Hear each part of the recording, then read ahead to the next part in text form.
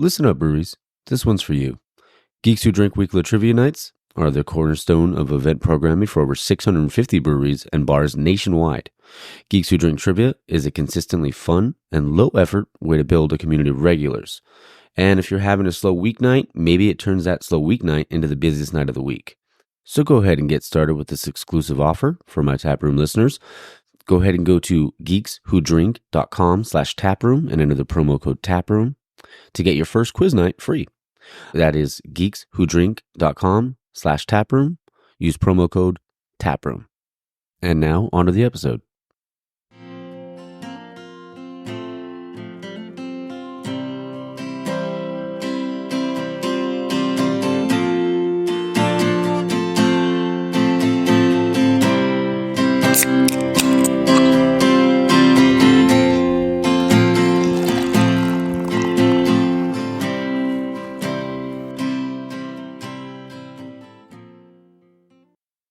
All right, and we're back.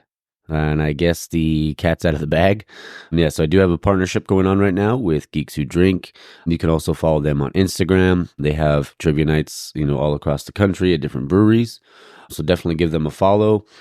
And, definitely, go out to any breweries that are supporting them. They are at Campsite Brewing every Wednesday night. I will be at Campsite next week. Not on Wednesday, but I will be there to record with them. But I'm definitely going to be going there on Wednesdays for the foreseeable future to definitely check out those trivia nights. And they sent me a quiz. I got 4 out of 5 right, so we'll see how you guys do. But yeah, we're back. This is episode 60 of the Tap Room. Oh man, 60 episodes, crazy. Doing this every week is a blast for me, so I thoroughly enjoy it. And this week with this interview with Josh Hamilton was honestly really motivating for me, and it was really just kind of inspirational. Like his whole journey, man, was just just crazy awesome. Like how the stuff he had to go through and to do to make his dream come true, essentially. So yeah, it was really it's a really good one. So I'm excited for you guys to listen to that. The timestamp will be in the description.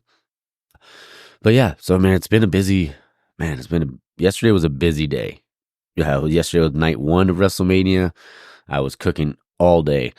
I started in the morning making breakfast sandwiches, made pork belly burn ends. I was supposed to make chicken sausage. That kind of fell through. So I ended up making some chicken thighs, did 3 different kinds. I did a Nashville hot. I did a smokehouse maple, and then also a smoky honey habanero, which were pretty damn good. But yeah, night 1 was really fun. I thoroughly enjoyed it. I got to watch about half of it because I was pretty busy. But today I'll be watching the whole thing, making some smash burgers. So I'm excited about that. I did have a beer. I did have a beer from Hamilton the Young Fool, which is my absolute favorite. That I believe I talk about it on the show. But I might have got a little inebriated last night for night 1 of Mania. And I might have drank it. And then I realized after I drank, I was like, oh, shit. I realized I did that. But, they have some great beer. And like I said, I can't say enough good things about them. But yeah, going back to Mania. Mania was really fun. The Rock, it was cool seeing The Rock back, stuff like that. I'm excited for today. Hopefully Cody finishes his story. We'll see. But yeah, we'll jump into, I did ask a question this week about some of your favorite episodes, because since we were coming up on episode 60, there was actually a ton. I think there's 3 that I got the most of, though. Native Son was a favorite, and it was a fairly new episode. That one, Naomi Blue Band from Helia, people love that one. I've got a lot of feedback on that one, a lot of messages people say or answering the question. And then also La Bodega was one that we had. Everyone said all the noble ones, since we do that quite a bit. And there was a couple other ones. I probably should have had it pulled up, but I did not. You know me. Let's see. Villains was one. Yeah, Villains. I got a lot of ton of them on about Villains. The Ricky Rivera one. But yeah, I want to say the one from the most was. Oh, and also Ren House. Yeah, there was quite a few. There was a ton. I think there was one for every episode, at least one message for at least every episode. But then there was quite a few for all the other ones. But man, like, I just want, after 60 episodes, I just want you guys to know how much I appreciate you. I'm here and I'll keep on grinding for you guys. But yeah, and I'm also excited for this partnership with Geeks Who Drink. So definitely go out and support if you can. All right. Well, I'm going to jump into the interview with Josh. Also, at the end of the episode, at the end of the interview, I did get to, got a few of their employees to say a few words, like how long they've been there, stuff like that, and like their favorite beer there. So definitely go down. If you're in the Rancho area, you have to go to Hamilton. It's not like, oh, you should go. No, you have to go. It's such a cool brewery, and they are amazing people. They always have food trucks. They have, just a bunch of like a plethora of like just great beer. So, all right, definitely check them out if you get the chance. If you're in the Rancho area, or if you're not too far, drive out there, man. It's so worth it. All right. Well, hope you guys enjoy the interview and stay tuned for the outro.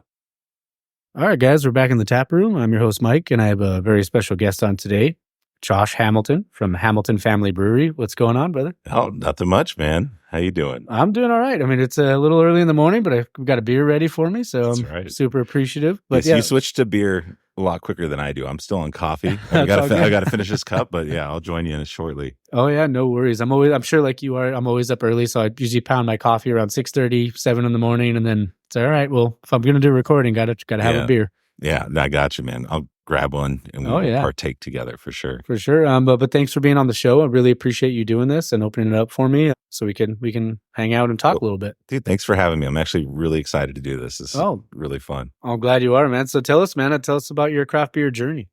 Man, it depends on how far back you want me to go. Oh, really? You can go from the beginning. Okay. So before I even thought about brewing beer, like I was not a big beer drinker. So actually, what got me into it, I got a book at a garage sale. I was shopping with my wife, and it was about how to distill, make moonshine basically in your backyard. Oh, wow. So I'm kind of like if I find a band I like, that's all I'll listen to, or like a dog on a bone, So I was like, I read through this book and I was like, I'm going to make my own moonshine. And I kept reading it, and I was getting plans to make a copper still in my backyard, and then found out it's completely illegal to do that, right? And for good reasons. Like you could blow up something, set your neighbor's house on fire. And so I was like, well, okay, I can't do that. And it was around Christmas time, and my wife, who's really horrible at keeping secrets from me, she's like, you'll never guess what I got you for Christmas. I got you a make your own beer kit. Oh, awesome. And I was like, I'm excited for Christmas, And so I was like, I never thought about beer, but that's alcohol. That's legal, it turns out, that homebrew. And Christmas morning comes, and there's this big box under the tree for me. So I grab it and I open it up, and it's a food dehydrator to like make like beef jerky or like whatever. And I was like, hey, where's the beer kit? And she's like, well, I took it back. I wanted you to be surprised. And I was like, oh, okay. So that was like the first kind of planting of the seed for me to like, I wonder about making beer. And at this time, my experience with beer was very limited. Like Blue Moon, was the thing that blew my mind from like my first beer was like a Miller Lite. Okay. Didn't do much drinking, had a Blue Moon. I was like, this is interesting. But I really wanted to make moonshine. And then, so this kind of started opening up the world of beer to me. Like, I didn't know you can make your own at home. What are the ingredients in beer? Let's like look into this. And we walked to a coffee shop near our house. We had our little girl. She's a few months old, and there was a family there, and they had a little girl similar age. And so we started talking. And the husband, he was a home brewer and had been for like 10 years. So somehow we got on the topic of beer, which most homebrewers will get to that topic pretty quickly. Yeah, they're so passionate about it. Yeah. So we talked for, I'd say about an hour about beer, because I hadn't read much and all that. And he's like, well, hey, man, if you're interested, why don't you come over? I'm bottling a stout.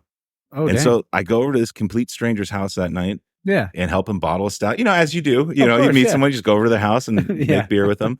And I was just asking him so many questions. And he was like, hey, man, if you're really interested in doing this, here's a book. And he gave me The Complete Joy of Homebrewing by Charlie Papazian. Okay. And I devoured that thing. I remember going to More Beer, trying to find a homebrew supply store near me out in Riverside.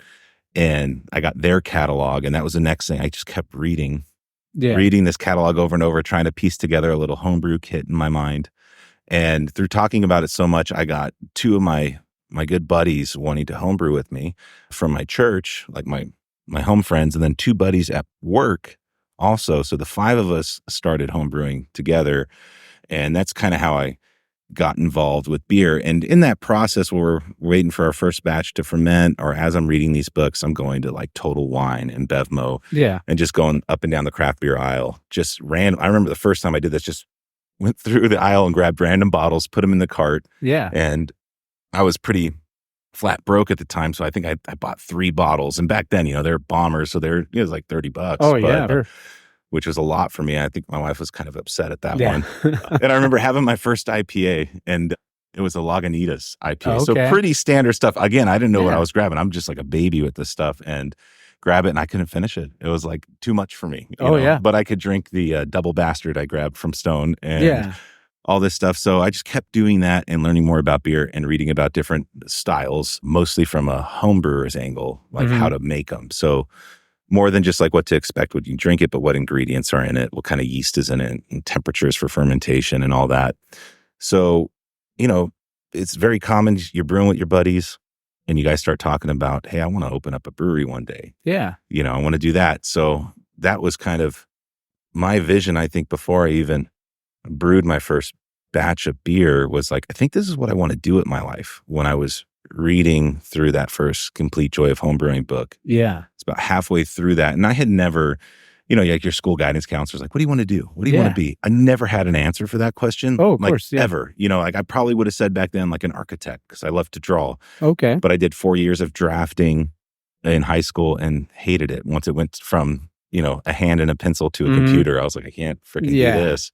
So that was the first time I knew I wanted to be a husband and a father, and I wanted to do it in that order, and didn't know how I was going to provide for him. So I had my wife, my daughter, and I was a gardener at APU, Azusa Pacific University. Living in Rancho, commuting out there, and I took care of their sports field. So I was kind of like Forrest Gump is what I tell people. Just like riding on the lawnmower back and forth, So it's a great job to have if you like drinking beer after work, because you get home and you've been outside all day. Oh yeah, you need a cold one when you get home. Exactly. So I'm notorious for rabbit trails, so I'll try to get back on track. But that's kind of the world I was existing in. And then when I heard about making beer, I had never been to a brewery yet. I hadn't drank much craft beer, but I had read on how beer is made and said, this is what I want to do with my life. So it's kind of very ill-informed decision. Didn't know all that would mean. Very new to me, but the thing that drew me is I've always been a creative guy. And when I realized man, I could just change the malt profile on this beer, and I could change the color and the flavor. I could change the temperature that I mash the grains in at, and change the finished sweetness or dryness of the beer. I could use a totally different hop and get citrus notes as opposed to herbal or earthy or piney. Oh, for sure. And so that creative side of I never have to brew the same beer twice if I don't want to. And then I was like, look at the labels of these things. This is a beautiful artwork. Then you get to draw it, and then these names are sometimes hilarious or cool or head scratchers. And you're like, dude, so the beer world to me, I was like, it really, every kind of creative part of me, I was like, I can work with my hands. I can do all these recipes. I can make label artworks. I can name beers. I never have to do the same thing day in and day out, cut the same grass or whatever, but I'm going to do this. And at the end of the day, I have beer. So it's better than a stamp collection or whatever else I might get into as a hobby. So that's kind of how I guess the original seed was planted, was just reading that book. And then so from that angle, as I was homebrewing, that was always how me and my buddies approached it, was we're going to open a brewery one day. And our goal was to call it Brethren Brewing Company. So 2 of my buddies from church, I was a youth pastor at a Lutheran church. Lutherans are known for drinking copious amounts of beer.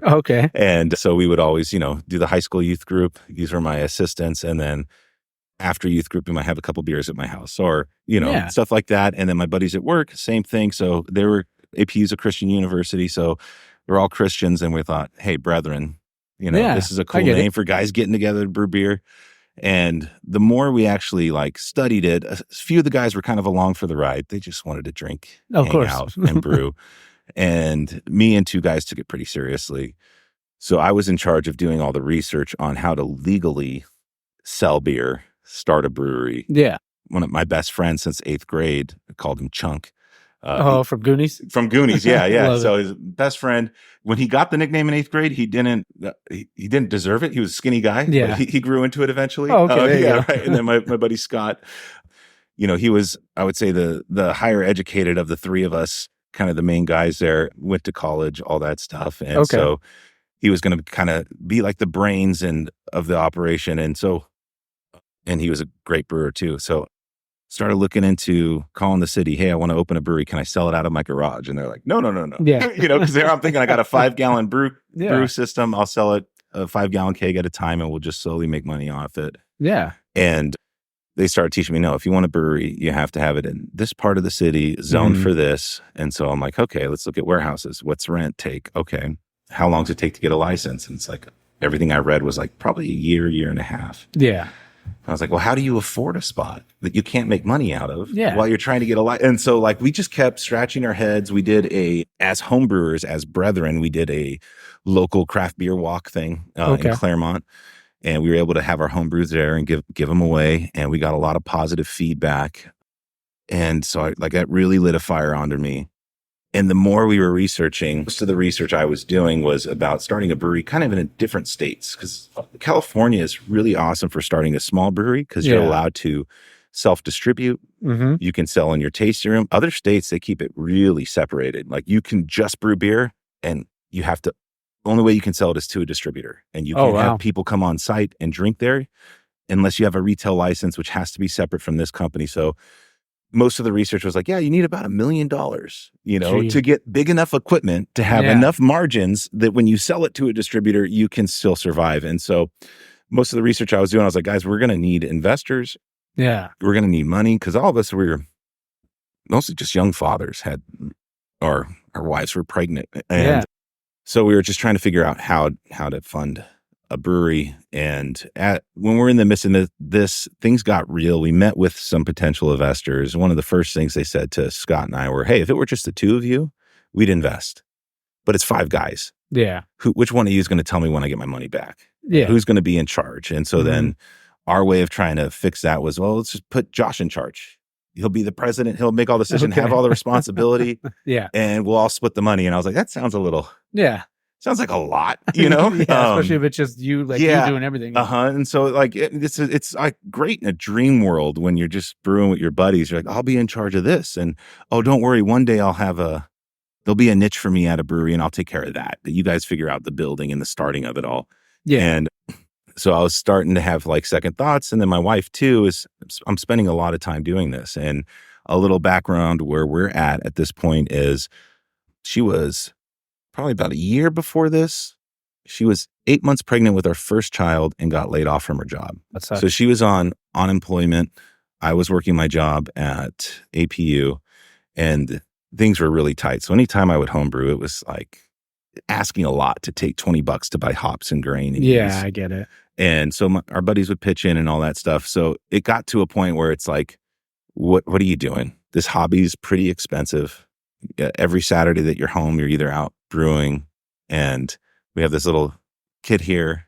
Yeah. And so it did I don't know if this is going anywhere. I had to think serious. Can this become a thing? Yeah. And so I was struggling with that. Just the reality of I don't have any money. My wife and I are barely making it paycheck to paycheck. We're on WIC, which is government handout stuff. And I'm taking the little money we have and buying ingredients. And I was like, I think I just need to kind of grow up a bit. And then the big kind of cup of cold water was when we found out she was pregnant again with our second child. Oh, wow. And I was like, I'm going to have to get a second job. Yeah. So I told my buddies, hey, look, here's all the stuff that I researched, that I found out. If you guys want to do this thing, I'll cheer for you. I'll support you. Take my ideas, my drawings, recipes, whatever. I want you guys to win, but I got to go get a second job. I got to grow up. Yeah. I got another baby on the way. And that was a hard thing to break up, because I think at that point we were probably brewing for over a year together. And wow. It was right around that time too. Claremont Craft Ales opened up. I don't know if you've been there. Oh, I have never been there, but I had one of the recent ones. It was peppers and peaches, I think it was. Man, that was phenomenal. Right. Yeah. So they just won something at the Brewers Cup. Yeah. I want to say, I can't remember what it was, but they get a lot of medals. And so we went and checked that place out. And what was really cool for me is a guy trying to, figure out how to open a brewery. I was like, oh, they did it. And they did it on a very small scale, but they're open, making beer legally, selling it to people, and it's thriving business. And Brian and Simon, dude, those guys were some of the coolest guys. I told them like, oh, I've been wanting to start a brewery. And they're like, hey, come back here. Took me in the office, open their books. This is how we did it. That's awesome. It took us this much. This is how we built this stuff. This is the process we went through. And I was like, dude, that seems kind of doable for us. But I had already taken my name out of the equation. But then there seemed like a real legitimate path forward. Yeah. That, hey, you don't have to start with a 30-barrel brew house that costs you hundreds of thousands of dollars. They did it with a 3-barrel stout tank system. Okay. And they made it work. So two of the buddies, my buddies, Scott and Jason, as soon as I pulled myself out, my two buddies from church kind of just kept home brewing. And Scott and Jason were able to find investors. The guys who said, hey, if it's two of you, I'll invest. And he really meant it. And so I was rooting for them, and they found a cool spot in Pomona, and they opened up Sanctum Brewing Company. I don't know if you've I've heard of them. Yeah. They closed down from COVID. Yeah. But they had a great run, and they were doing that. And I'll tell you, I was jealous as I'm working my second job at night, trying to provide them. My buddies are actually living the dream and going through all the stuff. And we still work together, Scott and I, at APU. So I would hear all the updates. And they had done a Kickstarter to also get more funding for equipment and all that stuff. And my wife and I was telling her, well, what if we did a Kickstarter? Dude, I'm taking up like an hour to tell this whole story. No, you're good, okay, man. So I was like, what if we did a Kickstarter? If I got this much money from a Kickstarter, maybe I could rent some spot in the back of that pizzeria down the street. Yeah. Start a small 5-gallon brewery with my homebrew kit and try and make it work. And my wife's very competitive. Okay. So as soon as we launched a Kickstarter, it's very embarrassing. You can still find it on their website if you look up that video. Okay. She was kind of on board at that point. So the idea has shifted from us being part of this group to just her and I trying it. And so it went from, hey, this seems like you're just farting around with your friends. Yeah. So like, oh, you're serious enough trying to raise money for it. You want me involved.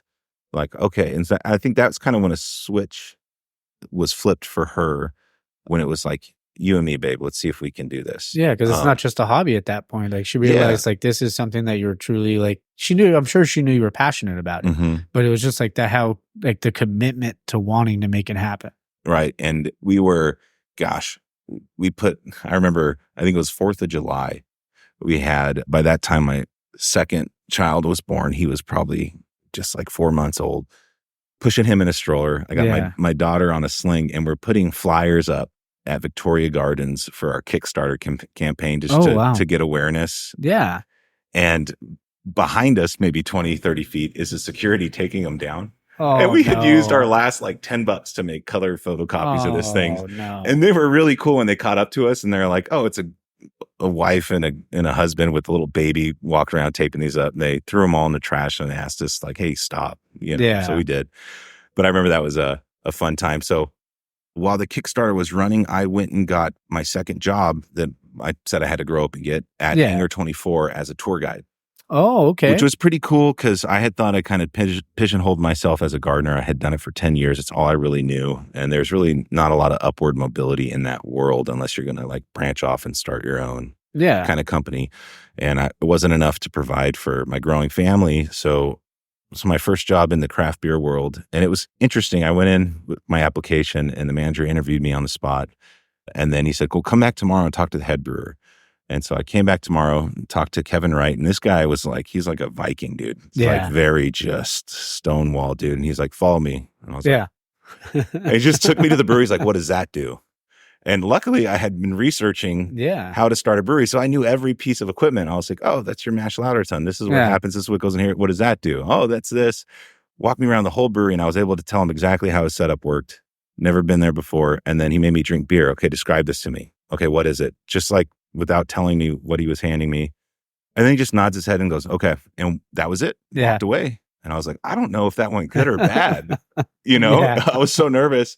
Got another call back, met Ben, and then I got the job and became the tour guide there. So at the same time that's happening, our Kickstarters failed at this point. And so that's kind of where we left it. And the idea was, all right, it's not going to work for us to open a brewery. We can't figure out how to get money. Yeah. Even if it's the most like shoestring budget, renting a couple 100 square feet from a pizzeria to 5 gallons. And well, maybe you can just do well in this industry. So I would give tours there, and then I would work the tasting room and serve beers. And that was actually a really good experience for me because at the time, given how broke we were when I would homebrew, I would go all out on my recipes. I'd make 10%, 12% beers because I was like, well, if I got $20, man, I'm going to get some high octane alcohol from this thing, right? You're going to make it worth it. If I make 5 gallons, I'm going to make it stretch like 10, right? For sure. And I also, at that time at homebrewing, and you can tell when you look at our tap list, I loved brewing with fruit. Because again, that creative side, it just opened a whole new list of flavors and ingredients I could play around with, and then when to add them and how much. So that whole thing, I got made fun of a lot back then. Yeah. From certain homebrewers who were like purist and stuff. Oh, for sure. Yeah, definitely while we were opening up this and I would talk to people about the beers I wanted to have on tap, they would just make fun of me like, why are you going to make beers like this? And I was like, because I like to drink them. Yeah. And I think they're interesting. And for sure. It's always that kind of like brewers, like, I think it was like John, who I talked to, John Sanchez, when he talks about like, you brew one for them, one for you. Right. And you have that kind of thing. But honestly, even just looking at your menu, like even with the slushy, like the Shamrock slush, the Fool's Gold. Oh, but no, that's the kids one. Sorry. Yeah. But like when you have stuff like that with like the slushies and all that, that's like, that's getting really popular. Because even like, I think Kate Bernat, from the North American Guild of Beer Writers was talking about how craft cocktails, like, in breweries are kind of like becoming that thing. And even like John Sanchez talked about doing, he'll do like a plain seltzer with no flavor, and then they'll send it to places and they'll make cocktails out of it. Yeah, absolutely. Yeah. Yeah. So, I mean, you're ahead of the game when it comes to stuff like that. And that's pretty much how our seltzer program evolved. I can get into that, but yeah, similar. Yeah. Thing of kind of treating the hard seltzer base as like an alcohol for cocktails. But yeah, so I'm working at Hanger, and the brewery idea, my wife and I starting a brewery, is kind of dead on the vine at this point. And I'm waking up at like 4 a.m, getting to Azusa by 6, getting off at 2:30, driving back to Rancho, taking a quick shower, getting to Redlands by 4, working sometimes till past midnight in the tasting room, coming home, getting 3 hours of sleep. My wife's at home by herself with 2 little kids, slowly losing her mind. Yeah, that's tough. Yeah. And that went on for about, I would say, 4 months. And I remember one of these long drive homes, I'm like, dude, I feel like I've tried to be really responsible with our finances. I don't know why I'm so broke. And I think most of it was the gas money was pretty much eating up that second job's paycheck. Dude. And I was like, it's not helping. I don't know what to do. And I'm just thinking through, like, we had no credit card debt. We weren't spending money we didn't have. We didn't even have internet at our house. Oh, wow. We would kind of borrow the neighbors. Yeah. We didn't have a Netflix account or anything like that. We were just like trying to get by. And I thought like, oh, it's because I bought a house right before we got married. It's right after the housing crash. We got a little 700 square foot house, 2-bedroom, 1 bath. We bought it. And then when we got married, she moved in with me. And it was a great house. I mean, it was $185,000 is what we pay for it, which is unbelievable for Rancho. And I was like, well, that's the reason I'm house poor. I got a mortgage for this thing. All the money I had saved up before we got married was our down payment. And that's kind of why we're in this situation. And then kind of a light bulb went off and I was like, well, that's where all my money is tied up, is in this house. And I wonder if there's any equity in it. Yeah. And then I was like, well, what if I sold it and we had enough money? And that's how we started the brewery. Yeah. Which seemed like, oh man, that's a real hard sell. Yeah. Well, to your wife, you mean? Yeah. Yeah. So I came home that night and she was up pacing with our youngest son, feeding him. He was crying and fussing, and then waking up our daughter, and just had one of those nights, probably looking for any kind of like sign of like relief or hope from our current situation. Because I couldn't be there to help her because I'm out here working, of course, 16 hours a day. So the idea to her didn't sound crazy. Yeah. Like, we want to sell our house, like the one thing we got going for us, and everything we have to gamble it on this business idea. And so she's like, well, let's talk about it with a few of the people that we know care about us, that will tell us if this is dumb, but we need to do something. Yeah. Because this isn't working. So we called up our pastor and told him like, hey, here's what we're thinking. And he was like, well, you guys make really good beer and you're young and you'll bounce back if it doesn't work out. I don't think this is a dumb idea. And we're like, oh. So it's like, where are we going to live? And so her folks just became empty nesters in Upland, and they had a large house, like 5-bedroom house. And she's like, let me ask my parents. And so that was a quick yes from grandma. Grandma was like, yes, move in, bring me them grandkids. Of course. Grandpa was like, we'll talk about it. And grandma was like, we don't need to talk. You guys can move on in. Yeah. And the next thing was to try and find a real estate agent that thought they could sell the house. And so my goal was, I think Claremont, they were really transparent with us. So I hope I'm not giving away anything that they wouldn't already tell anybody if they asked, but I think they built their facility for about $100,000, maybe a little more. My buddies at Sanctum, they built theirs for like 140 roughly, and they had investors pitching in for more stuff. And so my dumb ass was like, I could probably do it for 80. Yeah. I'm like that DIY thing, I'm not going to pay anybody to do this. I'll do it myself and save some money. So that was our goal. I was like, baby, if we can sell the house and make 80 grand when it's all said and done, I'll build a brewery. And I have no idea if I can do this or not. But so that was our goal. We went through 4 real estate agents who just basically wanted to sell it for what we bought it for. Okay. So then we found one. It's like, no, houses, she specialized in Rancho. She's like, no, they've gone way up. I can sell this thing at this asking price. You'll walk with $80,000.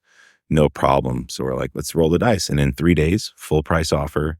Wow. Sold the house. So we had a huge garage sale. My mom came out. We had a 3-day long garage sale, sold everything. I remember I went to go get us donuts or coffee, and I came back and my fishing pole that was hung on my garage wall was gone. And I was like, where'd that go? My mom's like, I sold it for $5. And I was like, You what? You sold my fishing pole for $5. I was like, oh man. So we sold, literally everything except kind of the clothes and the few like kitchen appliances we got from our wedding shower. We boxed those up. We moved in with her folks, and we needed to find a spot. So I was still working both jobs while we were doing this. Yeah. And we found this spot that we're in now at the Shuey Business Center on Archibald and 7th, and they didn't want to rent to us. Oh, okay. Yeah. So this is kind of a fun little like side story. While I was working at Hanger, I met 2 guys, Matt and Morgan, and their goal was to open up a brewery in Rancho. They had won a few homebrew competitions with the name No Clue Brew. Okay. And they were like, yeah, we're going to open up our own brewery. And my goal was to open up Rancho's first brewery. But these guys, when we would talk they would come to Hanger every Wednesday, have beers, and we would talk, and they were much further along in the process. They had funding. They were just looking for a spot. So now here I am. I have our money, and I'm looking for a spot, and we have a real estate agent show us this building. We put an offer in to lease it, and they say, no, we don't want to have a bar in our industrial complex. And we've already turned down another brewery this week. We're not doing that. So my wife comes up with the idea, well, maybe they don't know what a brewery is. Let's write them a letter. Yeah. Because all the spots out here, the hard thing out here, if it's new construction for warehouses, they don't put gas lines in. All the water heaters and stuff is all electric, and you need natural gas. If it has natural gas, it's typically an older warehouse building. And the few of the ones we saw, it was like a lot of mechanics. So there was no parking. There's a bunch of junky cars out there. And so this kind of fit the bill. It had a lot of parking. It was clean. It had gas. We were excited about it. So we really needed them to say yes to us. So we wrote that letter. It was enough for us to get an interview with the property manager. Showed her my business plan. I brought some of my homebrew beers. And it turns out she was a total like Hanger 24 fangirl. Oh, awesome. And her favorite beers were blonde ales and brown ales. And I happened to bring a blonde and a brown ale that I had made at home. So it was kind of like a slam dunk interview. And they're like, we'll lease the space to you. So now we had keys. Awesome. To a space. We had the funding. I was still working both jobs.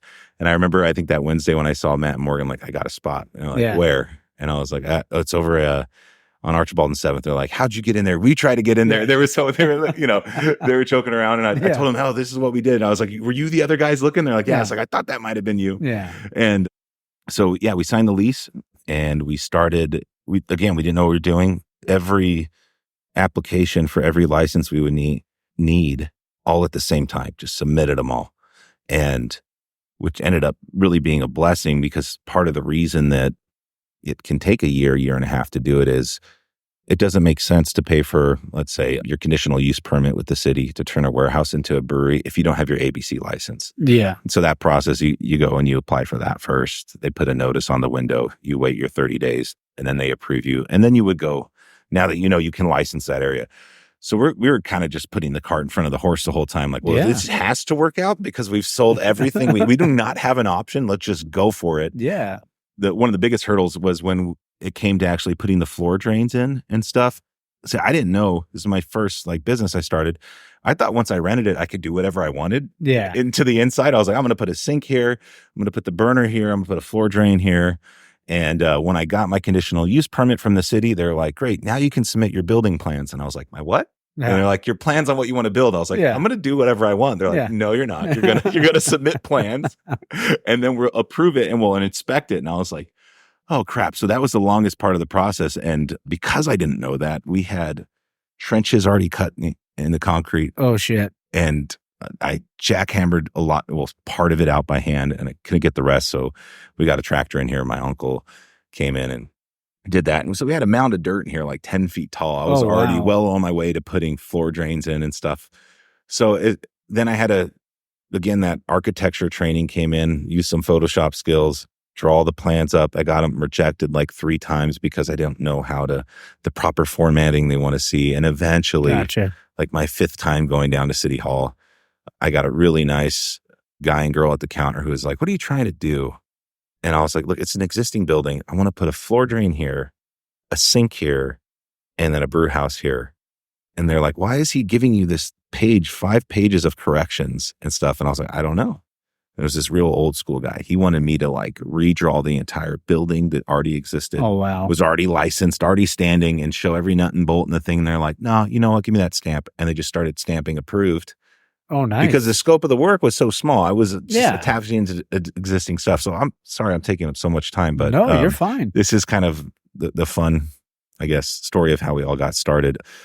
So yeah, we got approved and we started building. So from when we rented to when we had approved plans, finished building, and we're ready to open was about 6 months, 7 months maybe we did it in.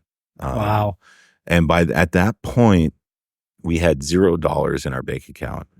And we had planned for our grand opening to be June 21st. It was like the first Saturday and it kind of lit a fire. We were about 2 weeks away from that date. So we picked it and we're like, we just got to get open. And I was working on artwork to hang up on the walls.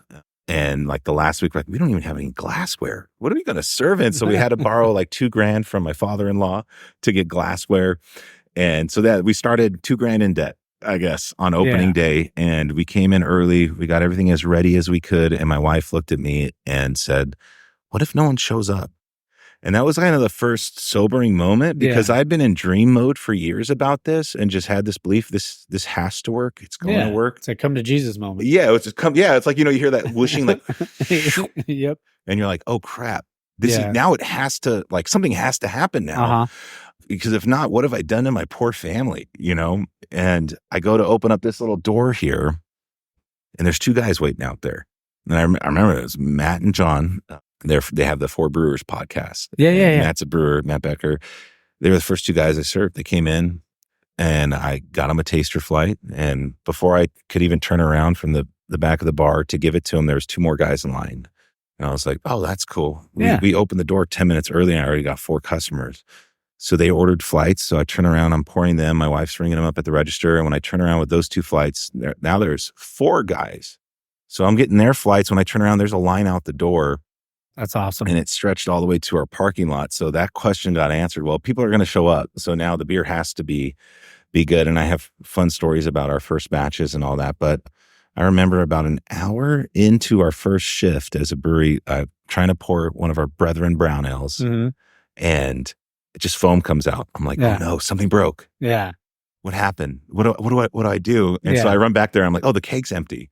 I'm like, already? Damn. This is exciting. So I uncouple it and I run out of the walk-in and I held it over our head. I'm like, we just tapped our first keg and we have a full house out here. That's so starts awesome. Cheering and I drop it in the middle of the tasting room. And then that kept happening like every hour to the point before we closed, we had 10 empty kegs, like a pyramid stacked up in That's so cool, the middle of the tasting room. And it worked. We had a great opening day. And we probably should have planned better because then it was Sunday and we were closed that day. Yeah. And so my phone rang all day Sunday. Are you guys open? Are you open? I was like, we won't be open till Thursday of next week because I still have my day job and all that stuff. But that's how we got here. That's kind of our story. And it's there's more to it to kind of explain the whole growth over the last 10 years and where we're going and stuff. But that's kind of how I got into beer and how we started our brewery, I guess. That's freaking long awesome, answer version. So you can cut out whatever you want. Oh no, I'm going to leave it all in because people like love to hear that. Like, I've had people that are like, that have reached out to me that are just starting out home brewing and they love to hear that stuff, like what it takes. Cause one thing I always say on the show is, and people are probably exhausted from hearing me say it every episode, but when I talk to somebody like you or, anybody, like, any type of brewer or some owner that opened up a brewery, everybody's destination is the same. But the journey to get there, it's going to be different. Yeah. So, that's why I love doing this, man. Like, it's to me, this is like hearing that, like, it motivates me. Yeah. And I hope it motivates other people out there. Yeah. That's one thing I heard, I still hear a lot was like, oh, it was really brave of me to do what we did and take that leap. Yeah. But when I tell the story that in depth, I'm like, it was also, we were kind of not forced, but we had been kind of backed into a corner where it was like, man, if you had been in my shoes before that, if you saw how tight my 2 paychecks were and how hard it was on my wife and kids, that already, whatever the gamble, the downside of starting the brewery would have been, as hard as that could have been on us, this was already hard. Mm-hmm. And when we moved in with her folks, we still paid rent, but nowhere near what our mortgage was for the house we sold. And then we didn't have all the utilities and stuff. So there was kind of like a breath of fresh air to sell the house and move in and be with family. And then we kind of had like built-in babysitters with grandma there. And so it was, yes, there was a lot of courage it took to do it, but I think I acted more out of stupidity or just not knowing what it would entail. But it's cool that if it is inspiring for people, because like there is nothing I didn't go into this with a degree, didn't go to college, just with some passion and an attitude of I'm going to make it work no matter what, and that anybody can do that. Yeah, as long as you don't give up, you don't lose. Yeah, and so you work your ass off, and you keep on pushing forward. You can't life's going to get you down no matter what. But if you to quote Rocky Balboa, like doesn't matter how many times life will knock you down. It's about getting back up. Right. Yeah. Amen. Yeah, no, I fully believe that. I've seen that, and I'm just really fortunate. Yeah, it's a testament to you. Oh, well, and I have good women behind me. I cannot when we started, I just made beer. She made it legal. I'll say she was the brains. Yeah, you need that support system though. That has to be there. You need as much as we can, and I said, I commend you for everything that you've done, for this entire journey. And now you guys are going to be your 10-year anniversary is coming up in June. Yeah. How cool is that? Even going through all that and then even then something like COVID coming around and still doing it. You're still here. You're still doing your thing. And you've been doing it for quite some time. And obviously I'm drinking the cold one, which is the cold IPA with Citra, Rawaka. Oh, Rawaka's in it. Yeah. That's probably why I love it so much. Nelson, Sauvin, and Cryo. Man, it's delicious. And I was here last weekend and I'm back here again. Awesome. So, it's just a quality product and I love your merch and, everything, man. It's like your stickers, the whole vibe of the place. I love the wood and everything like that. And don't worry, you guys will see it in the reel when I post it, but I love everything about this place. Oh, thank you. Yeah. It didn't look this way when we opened. You can the walk in here where the taps are. The bar used to come out about where that large sink is. Yeah. And come out this way. And we just had 4 tables. Yeah. And I brewed right where we're sitting now. This is why this concrete has like a patch. This was that floor drain I put in before I was allowed to, And so this was it. And then slowly I think by year 1, we had rented this neighboring unit. Okay. And about halfway through year 2, we moved the brew house over there and we got more seating and stuff. Gotcha. And then we had to rent a warehouse just across the alley that we went in where my office is now for cold storage and other stuff. And COVID was a game changer. We're one of the few, I know there's a couple out there, businesses that actually kind of thrived through COVID. Yeah, I know King's was one of them. Yeah. I know they were able to just sell 4-packs and they were selling like hotcakes. Yeah. Yeah, they were really set up for that 4-pack game going into it. You know, they were heavily in the packaged product. What was scary for us is I think we sell about 90, it might be closer to 85% of our beer in our tasting room. Yeah. And so that's what got closed down for us. So we had to scramble to try and figure out how to get it packaged and all that. So COVID was crazy. I had a small single can seamer. Yeah. And a Blickman beer gun. A lot of homebrewers will know that. Yeah. And we had a crowler machine. So like I was here, 16-hour long days. I slept here during COVID, just canning beer by hand. So we would have something to sell during that time. But one of the ways that it really helped us was I had for years at that point, about 5.5 years, been asking to expand to have a patio outdoors. Okay. And so we had a very little section out here with 4 picnic tables. And I had been begging to get food trucks. And the city would only let me have food trucks 4 times a year, once every 3 months. That's crazy. Yeah. And then after COVID, they're like, you can open back up, but you must have food and you must be outdoors. Finally, everything I had been asking for 5 years, they're like, fine. Now you have to do it. And I'm like, well, thank God. So we got food trucks out here every day because you had to have food with beer. We were able to expand our patio, and that really allowed us to blow up. I think we were in Ranch. Probably, I can know for sure we were the first ones to open back up for it, like in person. Oh, awesome. And because I'd called a lot of the guys, hey, are you doing it? And they're like, no, I'm making a killing selling cans. I don't want to run the risk, you know? And I was like, my wife and we had figured out a way to make it work. We had turned our brewery basically to a drive-through because I had worked at In-N-Out Burger for 5 years before we got married. And so I made a big drive-through menu. We put out kegs to make a drive-through lane. Okay. And they would drive up to the patio, and we had a big glass door fridge out there and a register. We'd take their order, fill a bag for them, send them on their way. And it actually became a party kind of in the drive-through lane. Oh, that's awesome. And so much so when we had our Watermelon Blonde release in 2020, we had cars lined up from here up to 7th Street, down Archibald past 6th. Oh, shit. To where the fire department came out. They're like, what is this car line? They drove to the front like, oh, we're just selling our beer. And they're like, we thought you were running like a scam COVID tested facility. Cause we haven't seen lines like this in the city anywhere, like unless it's a COVID testing place. So we had to see what this was. And I was like, yeah, we're just selling beer. And they're like, all right, we'll be back when we're off the clock. We'll come try. Yeah. And I was like, all right, I'll see you guys soon. But yeah, so we had to pivot a lot, and we grew a lot from that because we could now finally house more people in the taste room. And that's always kind of been our focus. Yeah. Like our mantra is love people, love beer. And so we really heavily focus on the customer aspect of it, which is like that in person, the special moments you have surrounded around beer. It's not just like moving liquid. Yeah, of course.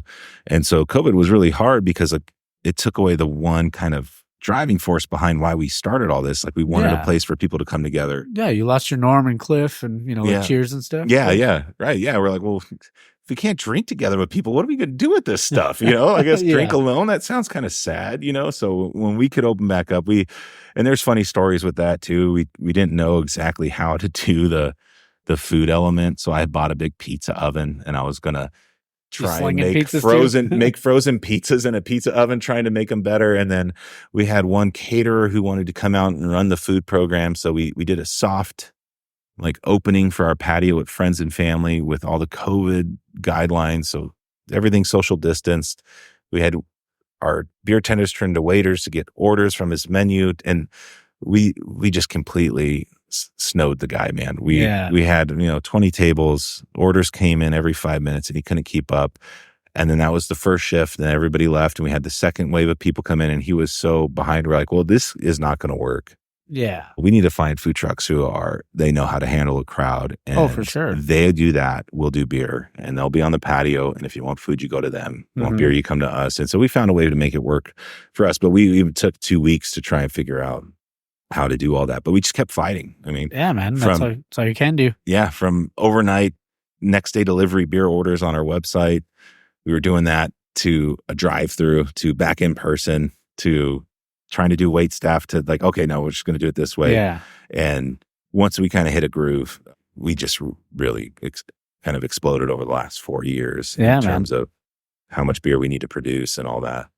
Well, I mean, you guys are killing it. So, I mean, you can only but it's crazy how life makes you kind of pivot and you do different things and stuff like that. And it did a lot of stuff too. We had my original brew house, my 3-barrel, little 100-gallon 6 keg brew house. Yeah. We were still rocking that going into 2020. We would do really fun one-off beers, and it was just next to our 15-barrel brew house. Dang. And we decommissioned it during COVID because we had to have a mobile canning guy come out to can our beer and hook up to our tanks. And he wouldn't come out for any batches smaller than 15 barrels. Wow. So we had a 15-barrel brew house, 4 15-barrel fermenters, and I think at that point we had 3 30-barrel fermenters for distribution, doing double mango and Cactus Jack in those. And we're like, well, we can't even use this 3-barrel because we have to package all our beer. Let's decommission it. We needed to make the switch anyway. So we did that. And by the end of 2021, we had to take the roof off of this place and drop in 5 more 30-barrel tanks. Oh, shit. By the end of 2023, we brought in these 2 30-barrel tanks. And when we got the fermenters, we also got a canning line. So we grew a lot because there's a lot of logistic problems having a mobile canner. You have to have the beer ready on the date that you scheduled 3 months in advance because he was so busy during that time. Yeah. And you had to have your cans here, which also that was another hard thing to get ordered was packaging materials. Of course. So, and then you magically had to have your beer ready for this magical date you just pick from a calendar of availability. Like, can you come out that day? Sure. Yeah. All right. I hope the beer's ready and I hope my cans are here. Oh, fingers crossed. And it would work out. But so having our own canning line, now we can wait on the beer as opposed to like having to force it in. Of course. So that's been a game changer. That's so awesome, man. Yeah. But I love I'm not trying to sound like a dork or anything like that, but I love hearing the passion in your voice, man, because hearing that motivates me, and I hope it motivates people out there. But just when you care that much about, making this place, accessible to everyone, and also putting out something that everyone's going to love and stuff like that. And through hardship, hardship builds character. Yeah, for sure. And when you have the right, kind of, I feel like nowadays, let me pivot a little bit from nowadays, everyone kind of wants stuff handed to them. Sure. Yeah. But with you you didn't have anything handed to you. You had to work your freaking ass off to get what you wanted. And a lot of that too, it's getting the right people in the right spot on your team. Oh yeah. When we first opened, it was just like family and friends volunteering the first month or so. And there's a big difference between a volunteer employee drinking on the job, taking home tips, to someone on the clock. Yeah. And so that was a lot of the growing pains for any of those aspiring home brewers out there, or, people with breweries that are, just been open for a year. A lot of this stuff, and I saw this on my way out from Hangar 24. So they were probably about 8 years in when I worked there as a company, and being at 10 years now, I know where they were at 8 years. They were shifting from, hey, we have to kind of run this tasting room, not just as a party center, but there needs to be some standards here for the staff and for customers and all that. So we had to adapt and learn very early on that there's a business side to this. Oh, yeah. And so I had kind of seen, and Hanger was going through something that I think we went through. It was, kind of going from, it's a backyard party. Yeah. Not that they had a backyard party. They're obviously a lot more put together than we are. And we're at the time, comparatively, like us at 8 years, for sure, they're massive and very successful. But I had saw the need from that early on. And when you have, family and friends working with you, their definition of customer service is a lot different from what I had envisioned. Yeah. I guess I forgot this part of the story. The first brewery I ever went to, I won't say who it was because it's kind of, and it's not a dig on the brewery. It was just one guy, and maybe he was having a bad day. But I went there, very busy, San Diego brewery, my first time. So my hopes were really high. I had been watching videos about this brewery online, having so much of their beer, and what I thought it was going to be versus when I got there were two completely different experiences. I walk up to the bar, I order a barley wine from, I forget what year it was, but it had cellared for a while. I was really excited to try it. And my wife wasn't the biggest beer drinker at the time. So I was like, can I get a taster of your pale ale? Because I don't know if she's going to like it. They're a very hoppy brewery. Yeah. And the guy looks at me, he's like, you want a taster of pale ale? And I was like, well, it's for my wife. I don't know if she'll like it. And he literally slams the counter and goes, ugh. Looks at me like that, turns around and pours a beer and slides it kind of aggressively at me across the bar. And I remember like grabbing my beer. It's like, dude, I'm paying you for this. Yeah. Like, what are you doing? Like, what are you? Yeah. And I remember sitting down. She's like, what's wrong? And I was like, dude, the guy was total dick. Yeah. Like, I thought this was a pretty like welcoming community, but I guess I didn't order the right beer. Yeah. And so it was a beautiful garden they had and everything. But I just wanted to get out of there. And I remember leaving that place, and this was really early on, maybe just 3 months into me reading about breweries and stuff like that, knowing I wanted to open one someday. I was like, if I ever get to do it, I want the exact opposite. Yeah. And I had, over the course of being a home brewer and meeting other people, picked up on some random people kind of snobby about beer. Oh, yeah. Like if you didn't know this certain style and who brewed the best version, or if your top 10 beer list wasn't exactly like theirs, you're kind of you're a joke or whatever. And I was like, dude, this is so dumb. And so that's kind of a blessing, I think, for my experience in it, is I was very brand new wanting to open a brewery. So for me, what the space I wanted created was for basically people who didn't know much, but I knew they were missing out on good beer. Oh, yeah. And so I want them to come try it. There's not like a bar of knowledge you have to have before you can drink a craft beer. And there's some people acting that way, like, oh, for sure. You don't deserve this. And I was like, no, everybody does. Well, even like going all the way back to the beginning when we talked about like how you tried Lagunitas and it wasn't your style, like it wasn't like your thing. And like, I feel like sometimes like, but even your palate, like when you first, like if we've been accustomed to, or, stuff like Miller Lite, Busch Light, or Coors Original, the Banquet. And don't get me wrong, I still cook with Banquet. Yeah. Like when I make beer brats, that's what I use. Mm-hmm. And I just throw in a bunch of seasonings, but our palates were accustomed to one thing. And the first craft beer I ever had was a double bastard. And I was like, I felt the same way you felt about Lagunitas. My palate wasn't ready for it. Yeah. And the thing that really opened up my palate for hops was brewing. Yeah. Because I remember when I made my first pale ale, I liked Sierra Nevada's pale ale, still do. Oh, yeah. The big thing that really opened my mind or my palates to hops, we did a beer and food pairing with our first batch of brown ale. My buddy Chunk was a really good chef. And so we had only had one batch to pair with. It's going to be a short beer and food pairing, so let's get some other beers. And he had spent some time living in Chico, right by the brewery, so he would love Sierra Nevada. Okay. And so he made a really good citrus apple vinaigrette salad thing to pair with the pale ale, and really brought out all these notes. And dude, I was like, damn, this beer is amazing. Let's make a pale ale. Let's try that. So we made a Citra pale ale. Okay. That over the months and years, I would keep adding more hops, more grain, and then mango, and eventually became double mango. Nice. But yeah, so it was actually working with the hops and smelling them fresh and throwing them in the beer, and then wanting more and more of that fresh hop aroma that I would get from the pouches as a home brewer. Yeah. That like now I started seeking out IPAs, and then became like, oh, I like this, But yeah, so yeah, again, my palate changed so much from a guy who couldn't finish a Lagunitas IPA, which is pretty, entry level IPA, to like, I love them, Oh yeah.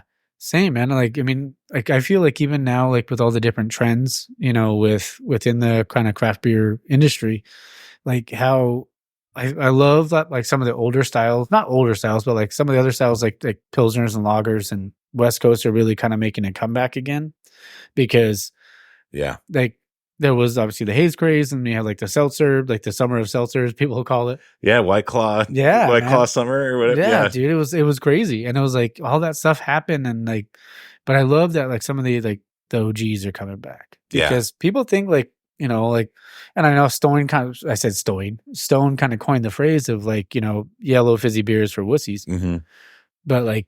Yeah, and then they made a beer called Wussy, which was interesting. Yeah, exactly. Well, that was something too. Like, I'll say this about like trends and stuff in beer. I noticed in my own kind of beer cycle of life, like you start with the light lagers, and then maybe you move to a wheat beer that has a little fruit in it, like a Blue Moon or something. You're like, oh, this yeast is a little more expressive. Yeah. And it's an ale strand, right? So then you go to pale ales or brown ales or something, and it's a different beer than a lager. And then you start exploring the world of hops, and you take that pale ale, maybe an extra pale ale or an IPA, a double IPA, and then you like get to the barley wines, and then the barrel aged beers and the barrel aged stouts. And then you get to a point where you're just tired and you want a beer you can drink and not think about, and that's kind of like, I would say brewer's beer. I would say it's like the craft beer, like the brewer's dirty little secret is you go in there walk-in or you go in their fridge at home and they got High Life. Yeah. They got Miller Lite. They got at home because sometimes you just want a beer you can open and not think about. Yeah. And it's hard to not analyze your own stuff or other breweries and think of it more as like homework and drinking someone else's beer. Oh, for sure. And there's a lot, you got to tip your hat to these guys that, this beer can taste the same in this country as opposed to a next one. And they're hitting their numbers and their marks. And you're like, from a technical standpoint, that's difficult.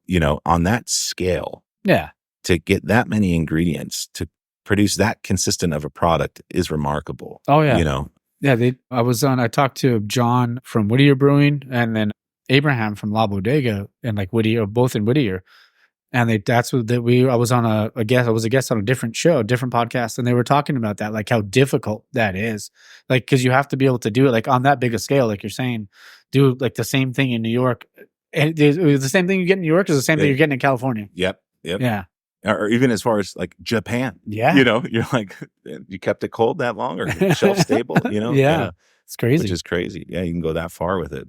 And that's kind of something too, like that I learned early on was I don't ever, as a brewery, want to have like a bar for a customer to come here in terms of a resistance or a wall. Yeah, of course. Something like, oh, you have to know this much or you can't enter. Yeah. Or you have to like this style or we're not the brewery for you. Mm-hmm.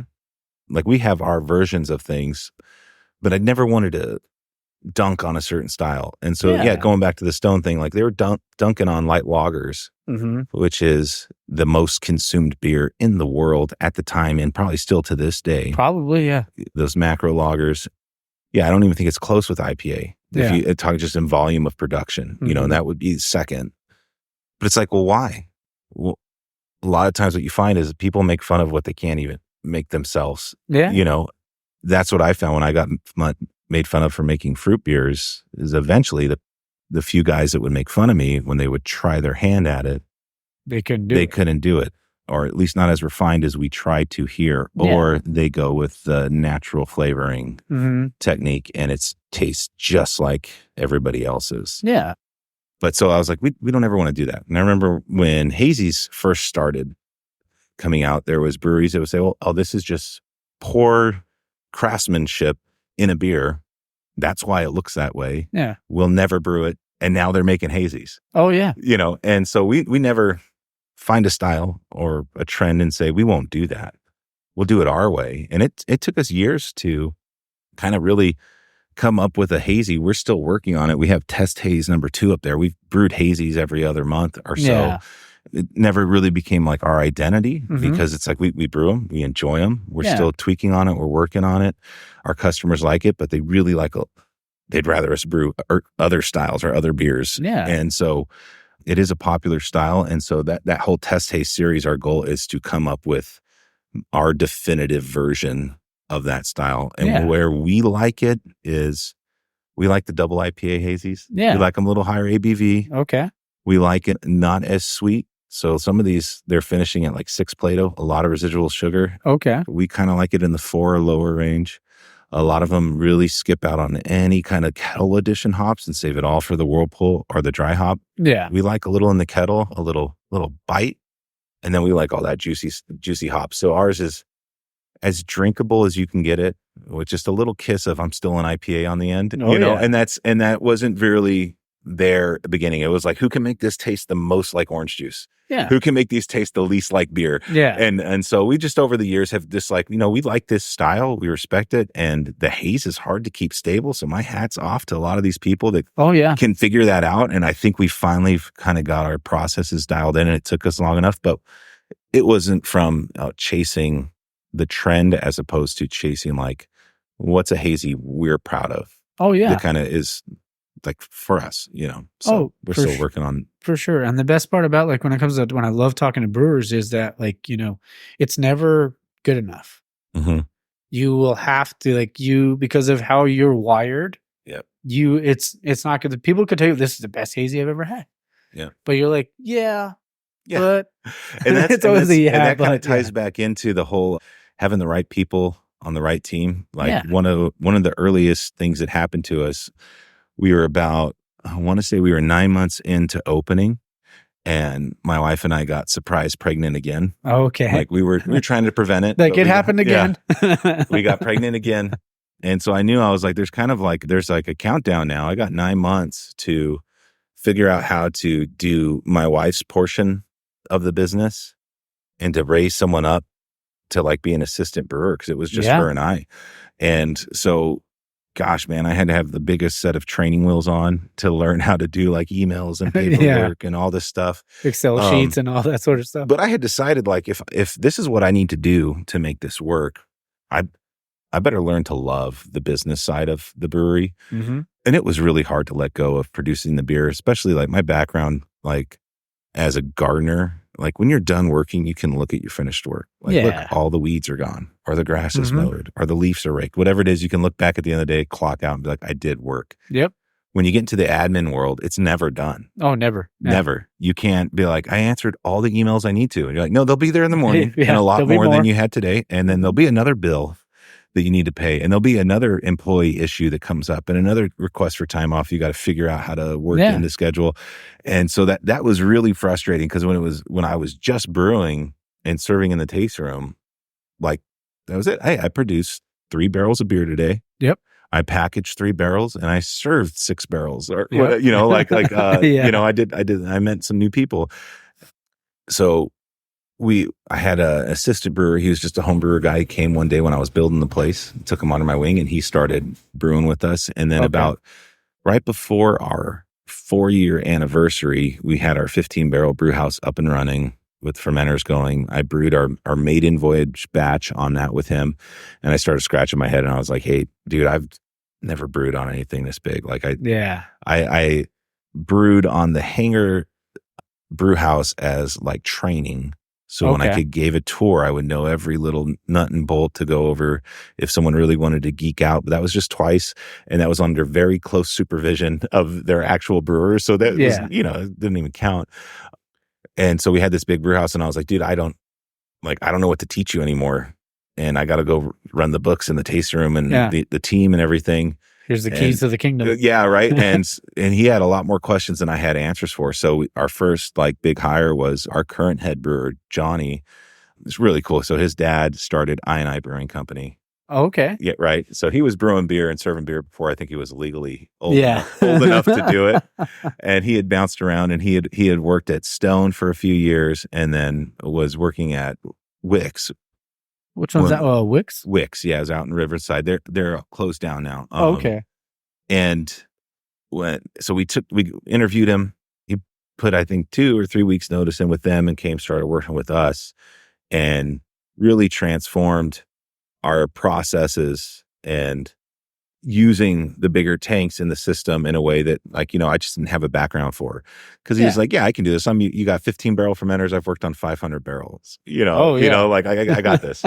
And so then really refining the recipes and developing our SOPs. And he's really good at training people who want to go from the tasting room side into the brew side. And we start them washing kegs. And then once you get the whole keg washing side down, you kind of understand a very broad sense of what CIPing a large tank is about. Mm-hmm. And watching out for oxygen and all these other things when you start to cellar and all these things. So then, we can move up to cellaring and then eventually start brewing and stuff. And he's really good at that. So that's been a game changer for our growth, is having the right people. And then on the tasting room side, having the right managers. And we just grown. We got 28 people on our team now. 7 or maybe 8 of them now are salaried employees. Awesome, man. And it's just been, Sorry, I just, because I tried the easy money, and I was like, my brain went, I was like, fireworks went off. So I was like, holy crap, because it's a blonde ale. It's orange blossom, honey, and sweet orange peel. But you get like everything. Like and that's one thing me and my brother, and I'm so sorry to No. My brother and I would always say, like, if you're putting something on your can or something, like if I'm looking at that description, I better taste those things. Right. And I'm getting every little bit of it. And so funny about that was when we were naming that beer. So we have tried to make a blonde ale a thing here for a while. We opened with Gold Rush as our blonde ale. I used to use oh my gosh, why I can't remember. It's like the steam beer Anchor Brewing Company used Oh, it. yeah. It's the lager strand you can ferment at ale temperatures, and didn't really work out for us in our setup. We couldn't control temp originally. Oh, We had the okay. plastic fermenters in a room with air conditioner units to try and get them to the right temperature. And so we've brought that beer back now that we have the jacketed tanks and all that stuff. And no one really cared. The blonde ale didn't work. And so I was like, you know what? Like, we are a heavily fruited brewery. People love when we do our little spin on things. So what if we took a blonde ale and we're not going crazy with the orange? We're just going to do some zest. Yeah. And let's put some honey in it. And that'll mostly ferment out. And when we had our first iteration of it, we were going back and forth on what to name it. And we were going to call it Easy Honey. Yeah. Like in ode to like Easy Money. But I was like, I don't know if the character's enough on there that if I'm calling it Easy Honey, I'm going to really want to be punched in the mouth with honey flavor. Yeah. And because we had that same belief that if you're calling out an ingredient, I better be able to find it. Exactly. And so we didn't think the honey or the orange was enough, but we liked the beer the way it was. Yeah. We thought it was enjoyable, and we could find those nuances in there. So we went with Easy Money. Yeah. So that like you're not looking for necessarily Blue Moon or over the top like meaty characteristics, but they're there if you look for them. But if you don't know they're there, it's still a damn good blonde ale. Oh, it's and so I'm glad you were able to pull those out, or enough to be like, hey, what am I getting here? As soon as I saw it, I was like, because I'm getting orange, I'm getting that like the hint of sweetness, and then I was like, what is it? And then I was like, oh, okay, well that makes sense. You get that citrus, get a little bit of sweetness from the honey. Yeah, it's phenomenal. And I thought it would be great, like a California take on a blonde ale, because like this is orange blossom honey, especially for Rancho. We used to be all orange groves and vineyards out here, for sure. And the sweet orange zest is from a California orchard. I think we get it from a San Francisco company. And so I'm like, oh, these are really like iconically California ingredients we're putting in our version of a blonde ale, and it's been doing really well. So we did the first batch, and we thought like, it'll move all right, and sold out pretty quick. I bet. And we're like, let's do another one. Yeah. Maybe it was a fluke. Maybe it's because we ran out of Hammy Light, and nope, we had them both on, and they're both still selling as well. And we're like, oh, okay, we got a keeper here. I love it. Do you guys do to go on cans on these? Yeah, yeah. Okay, they're in there, well, definitely gonna have to get a black couple and silver can. Yeah, I love it. Yeah. No, yeah, because a couple of my buddies, they're not like big craft beer guys, but like they enjoy like blondes and some hazies, because I feel like hazies were kind of like the gateway drug. Yeah, for sure. If you don't like hops, but you know, the hazy's a little gentler of a ride for sure. I would say it's a little more mellow, and like even like when people talk about like the haze craze, was like, I mean, back east they've been doing like New England IPAs for forever. Yeah. Have you heard of Hay Topper? Yeah. Yeah. But I mean, just some people like that are maybe are newer to the the craft beer scene, they don't necessarily know that. But when you like, that's why even like beer education, I feel like too, like when you have somebody behind the bar that can describe things to you, even though like, cause you can have it all laid out. And I loved what you guys do there, because not every brewery will do that. Will tell you like the kind of notes you're supposed to find and stuff like that. When you have like that kind of laid out and you have people behind the bar, they're like, you ask them a question, they will, they have the answer for it. Yeah. Yep. And our team, if they don't have it, they know where they can get it. We have a binder back there with the recipes and all that stuff. And that's awesome. We have meetings once a month, and our head brewer will come out and say, hey, here's what we brewed. Go through it with them, some tasting notes. Yeah. Because it's nice to have. That's kind of part of our whole process. When someone comes in, we try and find them a beer they're going to enjoy, because it's possible that one of our beers, they just hate it. Because it's not the right style, but there is one right next to it on tap that they would be like, wow, I'm coming back for this. So we do little sample cups and stuff just to make sure, like, do you enjoy drinking this? Cool. Let's do that one. Of course. And so walking them through or knowing what they like to drink and how what they like compares to what we have in our offerings, and how to kind of bridge that gap is a big part of what our team does. Love it, man. Yeah. One thing I always love to ask a brewer is like, what was your worst brew day? Oh man. Okay. It's kind of funny. So it was before we opened. I knew I wanted to try and have one beer for everybody, which is kind of a dumb idea. But the way we went about that was, we have that blonde ale I told you about, Gold Rush. Yeah. And then we had a beer called 909, which was an orange wheat beer. And then we had Brethren, so starting to get a little darker. Okay. Brown ale. And then we had Young Fool as our pale ale. And then we had an IPA called 2x4. And then we had an 8% American stout called Midnight Oil. Ooh, nice. And then I was like, and then we'll have two beers that I kind of play around with. So I brewed a double mango and watermelon blonde. Nice. So I'm brewing these batches, our first batches of each of these beers couple weeks before we open, and it's a Saturday, and I'm like, I'll brew both Midnight Oil, our 8% stout, and Double Mango on the same day, because now I got 6 brews under my belt. I know what I'm doing. Yeah, you got this. So I invite my buddies from APU to come out, and we start off with Midnight Oil. Everybody's having fun. There's donuts. We're mashing in 350 pounds in this little kettle, like maxing it out, dude, Nice. And then the sparge gets, we start to sparge, and the mash is stuck. And it's transferring slower and it's like, oh crap. And then one by one, my buddies just start disappearing. Yeah. After the pizza came and we had beer, and I was like, then I'm on my own by the end of this batch. And I'm like, oh man, I still got to brew Double Mango.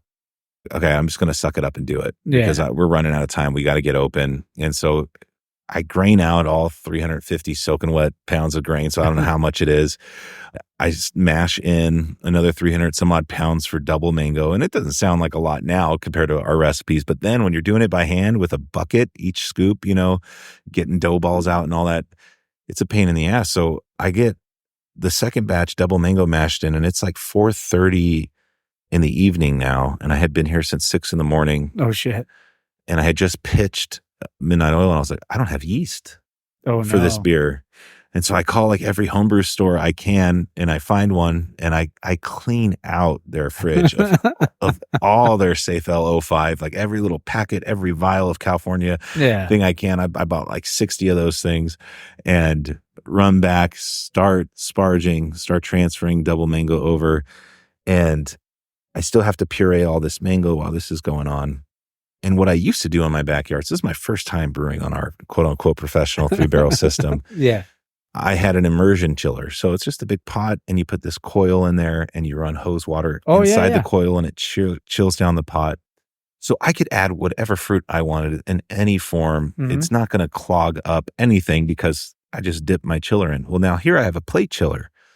So anything I put in the beer, if I can't kind of keep it from going through this plate chiller, it's just like 40 plates side by side. The beer goes on one side and cold water's on the other, and it exchanges the heat by the time it comes out. Oh, okay. So now I'm thinking, okay, so I have to squeeze my beer in between these little plates in order to chill it. And I just put a bunch of pureed mango in there, and it's very fibrous at points. I was like, I better get this little Whirlpool kettle I have. It's a small little 8-gallon thing. And my thought is, okay, the beer will come from the kettle, create this Whirlpool. Any solids of hops or mangoes will get pulled to the center of that.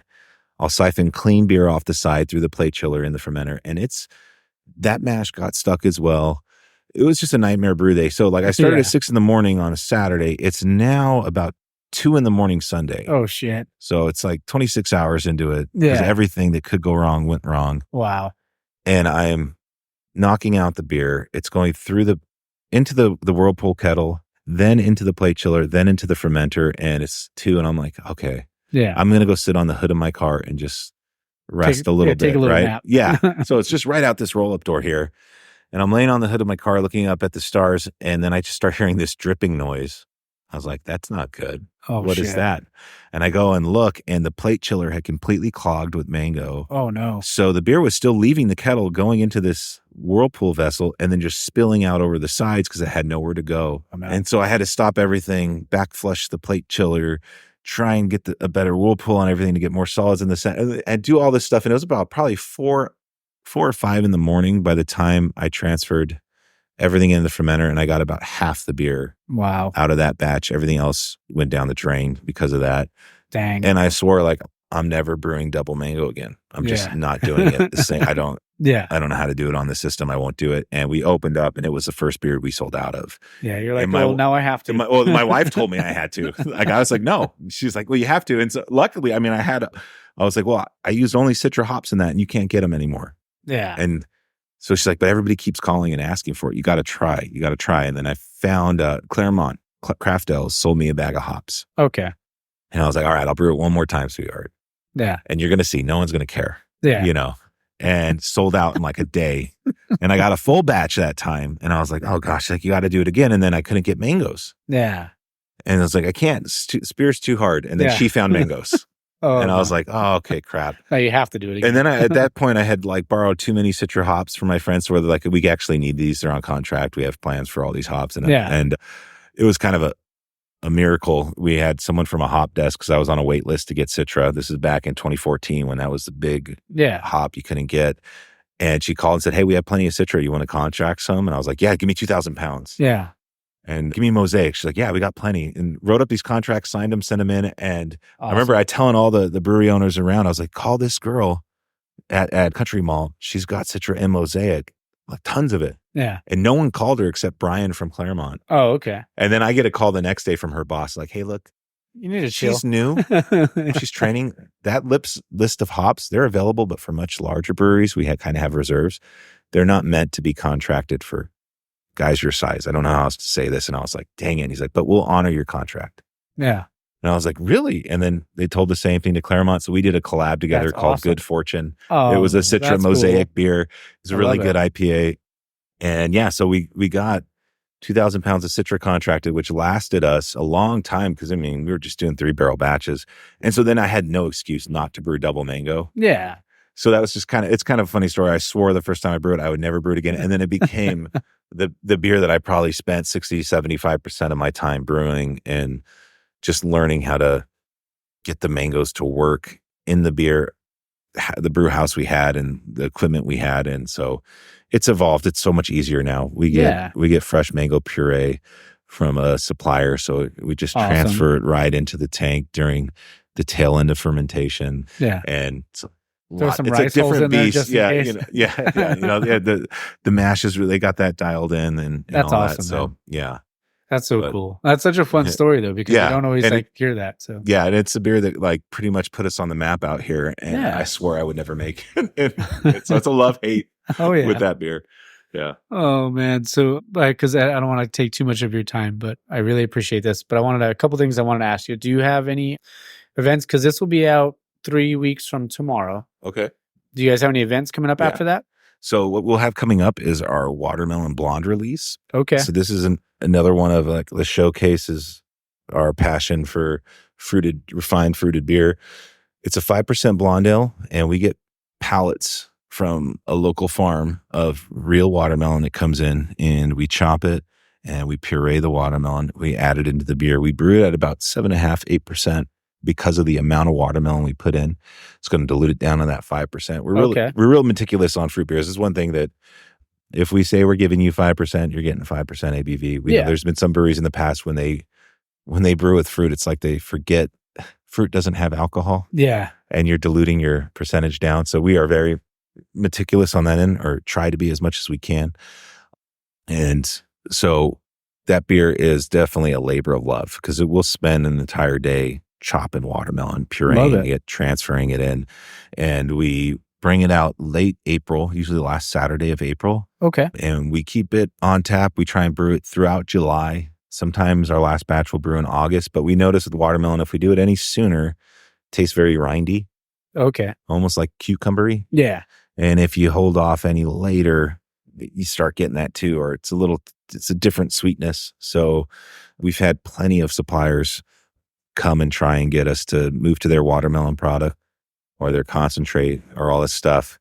And we've done little 5-gallon test batches and we're like, this tastes like any other watermelon beer. Yeah. This is not good. Ours is distinct. It's different. Yeah, it sets you apart. Yeah. And so it's probably, I mean, between Mango and Cactus Jack, those are our top 2 beers.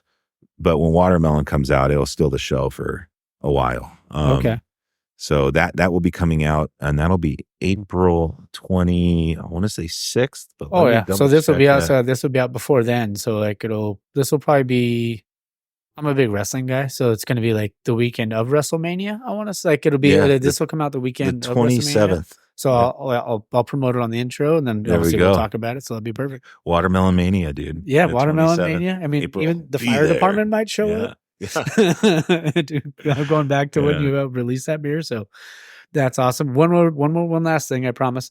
We talked a little before, and I found out that you like comics. Mm-hmm.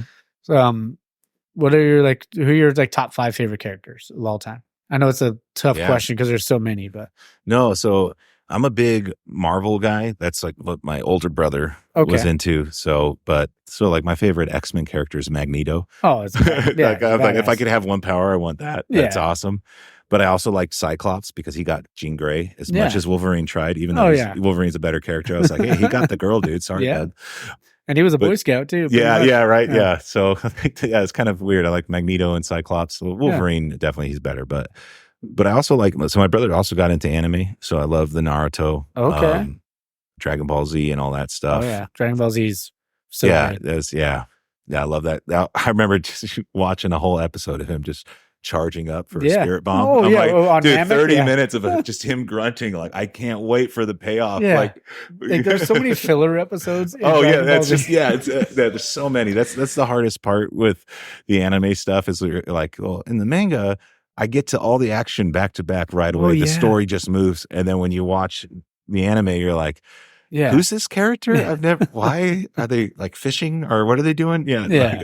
Oh, did you ever, I don't know if you own any of the Blu-rays, but there's a specific Blu-ray set of Dragon Ball Z, and I own, I think like seasons 1 through 5 or 6, where you can put on marathon mode. So there's so it won't play any like intro, it won't play any outro, it just cuts into the next episode. Dude, no, mine was so much more ghetto than that. My brother would record VHS. Oh, so I would do the same thing. Cartoon Network. So we had like a library of just VHS tapes. I love that.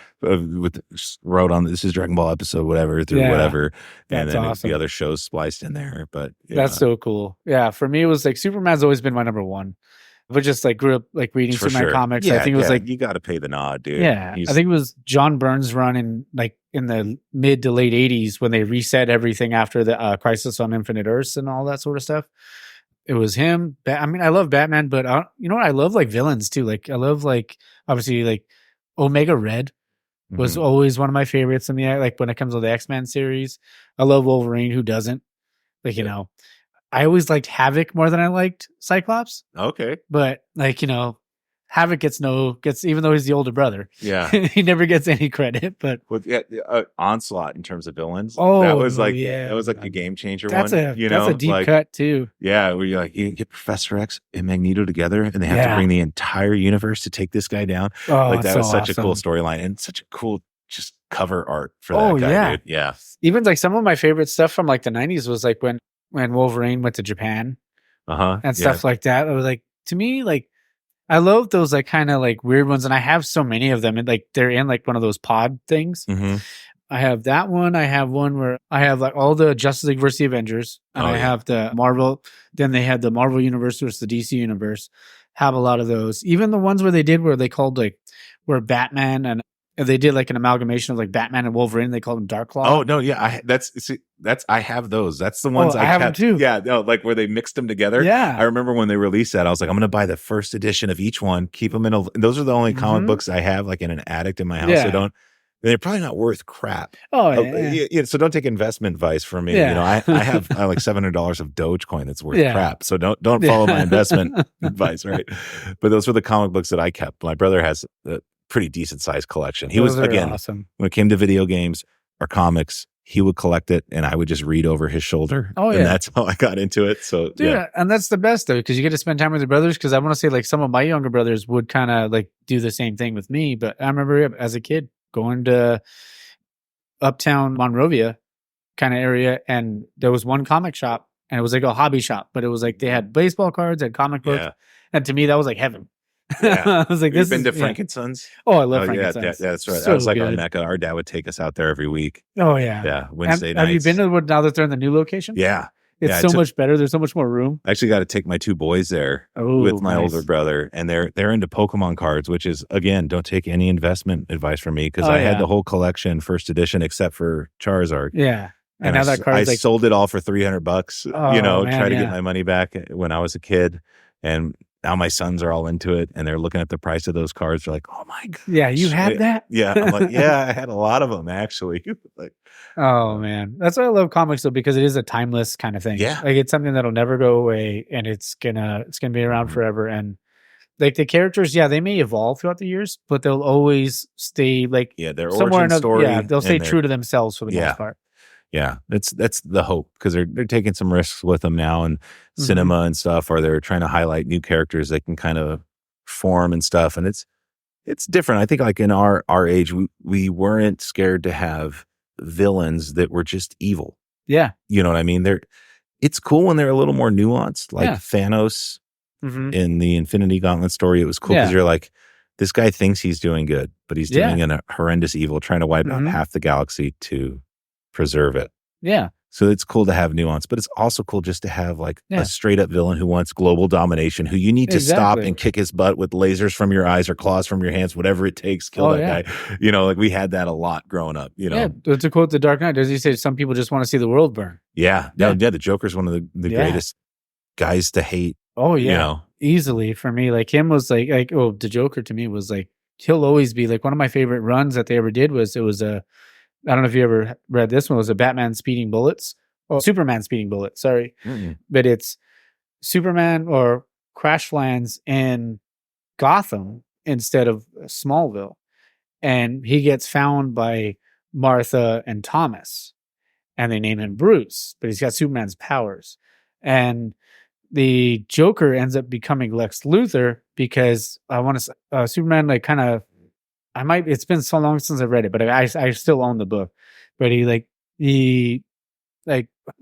Lex kills Thomas and Martha, and then he ends up growing up later on and then realizes, that Lex Luthor's the Joker, but then he ends up burning him with his, obviously, heat vision and stuff like that. It's a really fun kind of spin on it. Yeah. So Batman with powers. Yeah. So, but then he ends up he starts off wearing the Batman suit, eventually wears the Superman suit later. That's cool. But he's Batman with Superman's powers.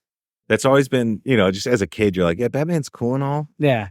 But he doesn't have superpowers. Yeah. And then you get a little older and you're like, his brain, though, is his superpower. Yeah. That, like, I think is it the Dark Knight series by Miller, where he breaks Batman's back with the suit he has on. And they played for it with it in the movie Batman vs. Superman. Yeah, when Bane breaks it and tosses him in his parents' grave. Yeah. Classic. Well, no, not where Batman actually defeats Superman. Because he has the suit on, the Dark Knight and the Green Arrow shoots a kryptonite arrow into him. Yep. And all that. But it was all, and this is how far ahead Batman was. Yeah. He fakes a heart attack after that, but he just tells Superman, I just want you to remember I'm the only guy who beat you. Yeah. And then Batman dies of a heart attack. Yeah, he's like a fake heart attack so that everybody can think he's dead and he can, behind the scenes underground, unfurl this evil plan by Lex Luthor that has Superman working for him and save the entire, and you're like, you get older and you're like, Batman's so much smarter than everyone. Oh, yeah. Somehow he beat Superman. Yeah. And like stop the bad guy that he couldn't stop. And you're like, that's a cooler super, Oh, for sure. Yeah. And they always say, like, if you give Batman enough time to prepare for a fight, he'll win. He'll find a way to win. Yeah. He might lose the battle, but he'll win the war. Oh, yeah. Which is like a really cool. And even at the end of the Dark Knight Returns books, like when Superman knows, he turns around and because he hears the heartbeat and he knows that it's him. Yep. And he's like, shit. Like he's like, but of course, like Bruce will always be his friend. But he was just, Bruce goes rogue sometimes. I love that whole series because you find out what he's got, like hundreds of Kryptonians trapped in this. And that bottle of City of Candor. Yep. Yeah. And he's got to get them free. And he's got the Flash powering basically all of Africa by just running in a hamster wheel. It was one by one. This dead Batman shadow figure is setting free this entire team to take everything over. It's just such a cool story. I'm going to nerd out one more time because I don't know if you ever read this one, but it's it was when Steve Rogers dies and Frank Castle takes over as Captain America, but he calls himself Capital Punishment. I have that book, and that's one book I'll never keep in storage. It's in my closet. It's not in my closet. It's in my. I have never read that, but that sounds so badass. I will find a picture of it while I see if I could find one on here, even if we don't do it on air. But it's one of my favorites. I'm just gonna say Punisher, Steve Rogers. But I'm gonna say it's called Capital Punishment, but I know I have it. Yeah, the Punisher in the TV show is awesome, and the Daredevil series. Oh, it's fantastic. Yeah, it's such a good series. Fantastic. There it is. Here we go. Look at this picture. Once it decides to load, that's when he becomes Capital Punishment. Oh, dude. Yeah. That's awesome. That is so cool. Yeah.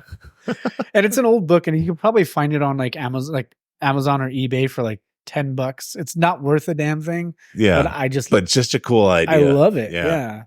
Oh man, but this has been so much fun, man. I appreciate you doing this. Absolutely, brother. Yeah. This has been great. I got to get some footage, but definitely come down to, like, if you're listening, come on down to Rancho. It is, like, doesn't matter where you are in SoCal, make your way over here. It's on 7th and Archibald. They have some amazing beers. It's a family, obviously a family-run business. Hamilton, obviously being Josh's last name, and like support him, his family, like, and everybody here, the beer tenders, the people out here setting up, doing all that sort of stuff. This is what this show is all about. Like I said, I appreciate you being on, brother. Well, thank you for having me on anytime, man. Oh yeah, I'm for sure, and I'm going to be here for the watermelon thing. So okay, let's do it. All right, I'll see you, brother. All right, well, cheers, man. All right, cheers. Hi, I'm Bailey. I've been working at Hamilton's for a little over a year now. My favorite beer right now is the Ukulele Baby. Hello, my name is Jackson. I've been working here for a little bit over 3 months now, and my favorite beer here is honestly everything. No, I'm just kidding. The Ukulele Baby is my favorite one. I just like sour stuff, so it works. My name is Ryan Mendez. I've been here for 3 years. I'm the general manager for the tap room. My favorite beer is Hemi Light. Easy drinking, crushable, low and slow. But when the season's right, secret menu item, we do mix the watermelon blonde with double mango. It's very often called a double melon, and those are the best. Hi, my name is Gonzo. I've been here for about 8 or 9 months. My favorite beer is the Brethren Brown Ale. It's just good, nutty, all around tasty. My name's Matt. I've been with the company for 2 years. My favorite beer is the double mango. All right. Well, I hope you guys enjoyed that interview. Like I said, I had a blast talking to Josh and talking to his employees and stuff like that. And, just really good people. And those are the kind of people you want to support. So, like I said, I hope you guys enjoyed it. I got to get going. I got to go make some breakfast. And then I got to prep some stuff for some smash burger tacos. And probably have a beer to get rid of this hangover. All right. All right, Tap Fam. Well, you guys take care. And also, breweries, if you're listening, don't forget, go to geekswhodrink.com/taproom and use promo code taproom for your first quiz night free. All right. Take care.